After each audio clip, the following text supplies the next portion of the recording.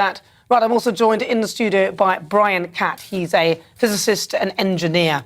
Brian, thank you very much for coming in. Thank you for having me. It's a pleasure to have you on there. Now, basically, I asked a series of questions because I wanted to know, true or false, whether a lot of the claims that we're hearing with regard to climate change and CO2 are actual real things. Now, what I've heard is that actually, from Bob, is that CO2 is the reason why the climate is changing, and it is the reason why we are experiencing this sort of weather.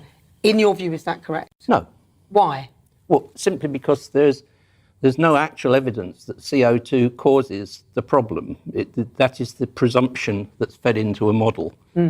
But the actual change we observe in nature is very much the same now in terms of the way it changes as it has been in the past, the last 10,000 years of records.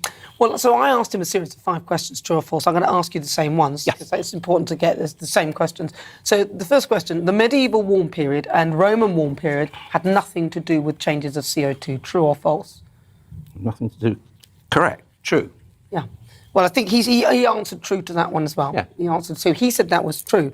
Then I asked him, CO2 levels were much higher when the world was also in a major ice age, and he said that was false. That is false. That is false. So talk to me about CO2 levels then. Well, probably the most interesting thing, I can't really use this here. I bought some presents for you. Oh, you know, they'll be reflective. They'll be reflected, yes. But you probably can't see. Yes, you can. It's the little squiggly lines.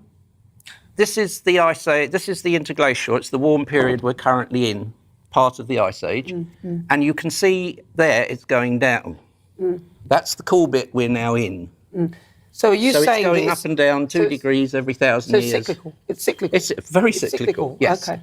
Now, another true or false? Sea levels were 120 metres lower 12,000 years ago, and that was nothing to do with CO2. Wasn't 12,000 years ago, it was 17,000 years ago. Yeah. And it had nothing to do with CO2.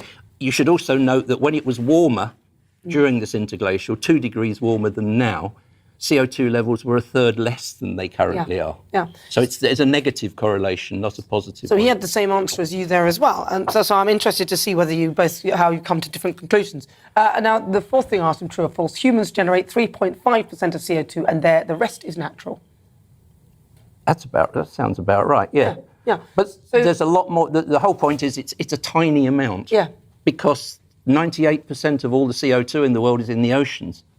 And that has to stay in equilibrium with the atmosphere. There's a thing in physics called Henry's law, which says there's an equilibrium at any particular temperature. So as the oceans warm up, you expect more CO2 to enter the atmosphere. And finally, the last thing I asked him, there is no evidence of a causal link between CO2 and temperature. It's all models and assumptions. He said that was false. That's correct. So it's true. You think that's true? I think that's correct. So it's an attribution that they make. They make that assumption when they program the model. And you can't say it's not true because there's a whole argument about how sensitive you should make it. And they argue it. And the sensitivity they've used, let me see, I'm trying to see it the right way around from the camera. The sensitivity that they've been using has had to come down and down because the models are terminally wrong.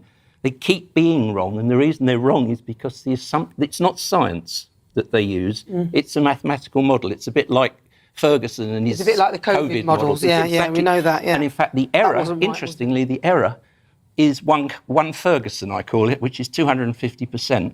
That's what they overpredict by. So, because we're running out of time, and I'm so sorry we couldn't have got you on earlier because I'd have loved to have you head to head. Come again. We will definitely. I'm going to get you both.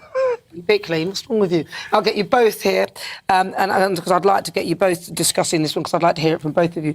So, in your view, then, this whole obsession with CO2, is this the right track in your view? In any sense, to try and sort of... Well, no, because what we need to do for our electricity infrastructure, our heating infrastructure, our gas infrastructure, the energy infrastructure that drives our economy is not make it more expensive and more difficult to get, it's to make it more plentiful and cheaper. And the measures that are taken, because CO2, every time, are wholly wrong. If you want the best solutions from an engineering point of view and a physics point of view to the claims, problems of exhaustion of fossil fuels, etc., you wouldn't do anything the government is doing. And is climate change man-made in your view then? The way we're moving now is the reason? Well, There may be some small perturbation due to what humans do to the global climate system, but it's not properly considered in the models. And what they don't consider in the models is what the natural feedback is. The thing that keeps us stable in space. I got that. That's a world, but it's not inflated. But the oceans keep the climate stable. If the sea gets hotter, so it's not inflated, I'm sorry. If the seas get hotter, which is most of the planet, they evaporate. They form. That takes the heat up to the troposphere, where it was radiated to space, and the clouds that are then formed as the water vapour condenses reflect the sun. It's a natural control system. It's kept us stable for 500 million years. So what makes us think we can do anything about that? We can't. Exactly. Don't mess with it. That's what I think. That's what I think, Brian. Listen, it's so good to talk to you. I'll have you both on, and you can scrap it out. Yes. Although I couldn't get his cab here on time. Really good to talk to you. It's great to get here. It's always a pleasure to be back with the media in an adrenaline-filled adventure. Thank you very much. That's Brian Catt. He's a physicist and an engineer. Well, there you go. That's climate change all summed up for you. So there are two sides to every single coin. Coming up, it's the Great British Debate this hour. I'm asking, can you rely on your police force? Police forces in England and Wales have recorded the highest number of crimes in 20 years, but that's as charge rates hit the record low. I want to hear your thoughts, your experience of the police. We'll be back in a moment.